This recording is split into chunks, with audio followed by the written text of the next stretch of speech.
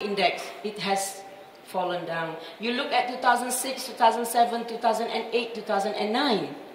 We have handled it and tackled it innovatively, and that I would really like to sit with you if you are interested to know how we did that. Today I'm just sharing with you what we have done. This is in terms of the corruption.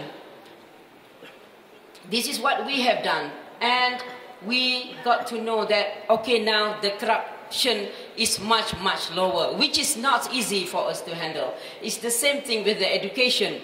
We have been thinking that Malaysia has got great educated people. Not exactly, because 2 years ago we found out that, oh my goodness, no, our students, so many of them drop out, and those who are good, they left the country. So we have done this. And this is for the poor household. We have got all the programs. We met them, we give them, we help them, and we help especially the single women and the women entrepreneurs. So they are now quite doing very, very well. Yeah? And we touch the lives of more than 3.2 million people living in the rural area. We build more infrastructure for them. This is the urban public transport. If you go to Malaysia, you think that we have got our monorail, that everything is there. But that was not enough. Everyone would want to have more, and they want to be more comfortable. The expectation from the rakyat, we call it, from the people on the ground, is very, very high. So by all this, we have assessed, and we have 2012 is for the cost of living, because we have just introduced this. So what I would like to show you and to share with you is just that the innovation is not only about research, about development, and about commercialization. It is very much embedded in the heart of the people, and we really need to go down to the people to get to know from them, to get the feedback from them.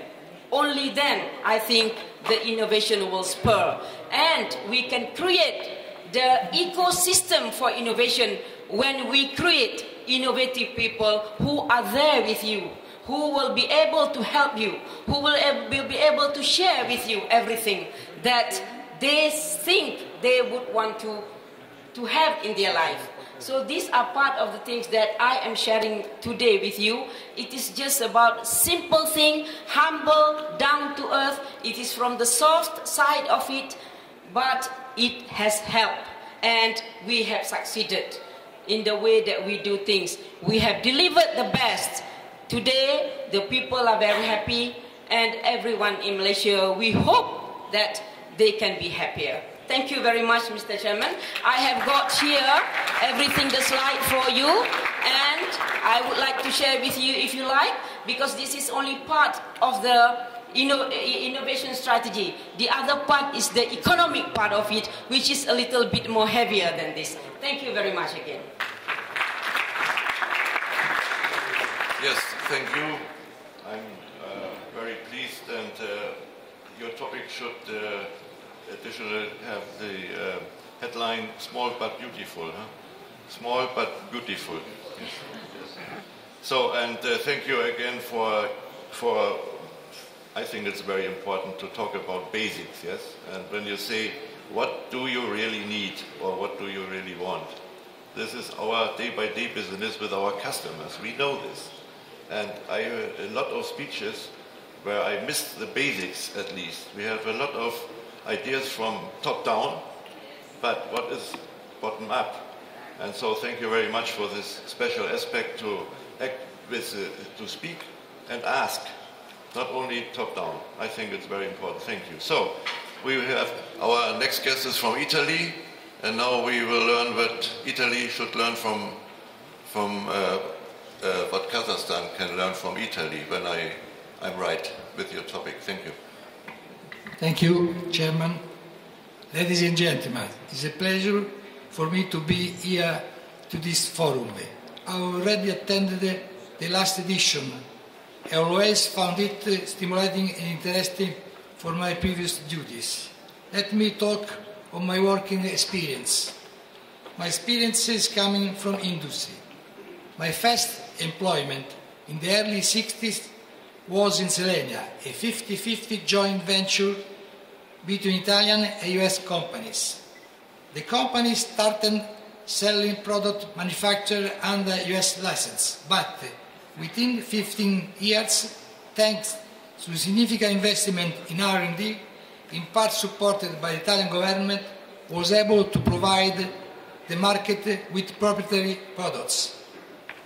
The results has been achieved via the concurrence of a number of factors: availability of appropriate amounts of funds, patience, since the time frame to make technological advancement is long, demanding national clients which pushed for challenging goals, development of products suitable for export and not carved out just for the national needs.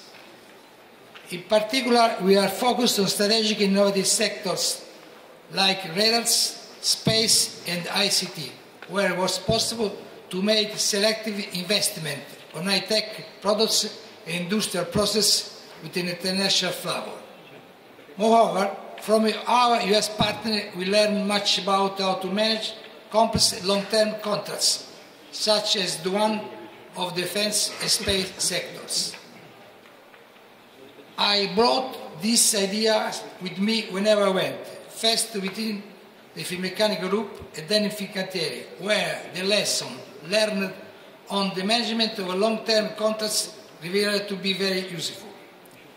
In 2002, when I became the CEO of Finmeccanica, I successfully applied this approach in different situations. A good example is that of aeronautics, where the use of the composite material for aerostructure became more and more relevant. In this case, we investment in developing a larger and larger piece of airplanes in carbon fiber until we were ready to introduce a brand new process for the manufacturing of whole segments of fuselage.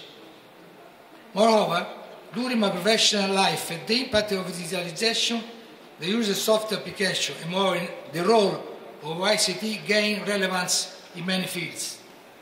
When I began my professional activities 50 years ago, the world was totally analogical.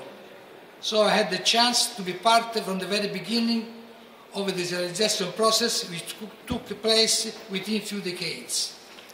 I remember when in the first 70s, we decided to switch from analogical radars to digital ones. The goal was very demanding because the computers were slow, available memories were small, the sampling time was low. Today, radars are completely digitalized and we can do things that at that time were not even imaginable. Since I spent a large part of my career with the defense sector, but always connected with civil activities, I understood very well that the technology is transversal between the military and the civil domain, and therefore dual application of technological developments are not just possible, but frequent and benefiting. At the same time, I understood how the defense environment could influence and drive a number of features of civil industry and research. Now let me give you a few suggestions. For selecting a proper topic on which to invest, a number of things have to be taken into account, among which, first, the set of competencies and equipments needed to develop a particular research, the risk associated with development of a new technology, the time requested for investment to turn into revenues, the chances to become a leader in a specific technological field, sometimes the choice of the right partner. I think this last one is particularly true in Kazakhstan. With this point in mind, as a promising sector for the Kazakhstan to invest in new technology, I could possibly identify the sphere of software and ICT with specific attention for the cyber security domain. Software development is sometimes which does not require huge infrastructure or sophisticated equipments, but is mainly based on human competencies and skills, which could be attracted by well-defined projects, convincing perspectives and proper funding. There are worldwide many young talents, even in emerging countries, who could be hired, particularly in these days when the crisis leaves many highly educated researchers looking for appropriate jobs. The cybersecurity business has a few major advantages. First, it is a fast-growing sector, which, however, is at its very beginning. Therefore, allows the newcomers to start with no huge delay with respect to European countries, as in the case of other high-tech topics, such as, for example, nanotechnologies or complex electronics systems. Second, acquiring competence in this framework is vital also for each country, because the need to protect the national infrastructure and the critical networks from potential terrorist attacks is becoming a priority. Third, the opportunities for exploring cybersecurity systems are manifold, since this is by its own nature a global market which does require huge investment in manufacturing sites in foreign countries. And the ICT sector does offer a wide range of a possible application. Just to make an example, development of advanced robotics together with that of real-time analysis allow to perform remote surgery.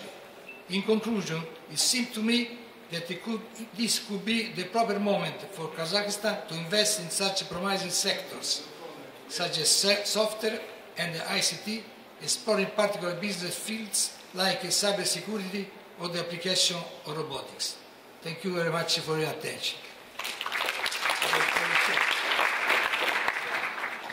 Thank you very much. You have a lot of experience. I'm sure that you are a good friend of Kazakhstan in the meantime. Yeah, I think so, after your experience. So, we have time. You are fast, just in time. Thank you very much. So the next guest is from Tatarstan and will tell us something about entrepreneurship and from the point of science. And you are from the university, yeah? It's up to you. Yes. Xayrlı kun, hürmetli dostlar, hürmetli qardaşlar. Добрый день, уважаемые коллеги, уважаемые наши братские народы. Поэтому очень приятно быть на этом мероприятии. Я хотел бы представиться. Я сейчас директор Академического центра исследующей проблемы экономики на Республике Татарстан. Раньше я был и присутствовал на этом форуме как министр экономики этой республики. Поэтому сейчас я хотел бы рассказать о том опыте, который есть у нас, тем более, что мы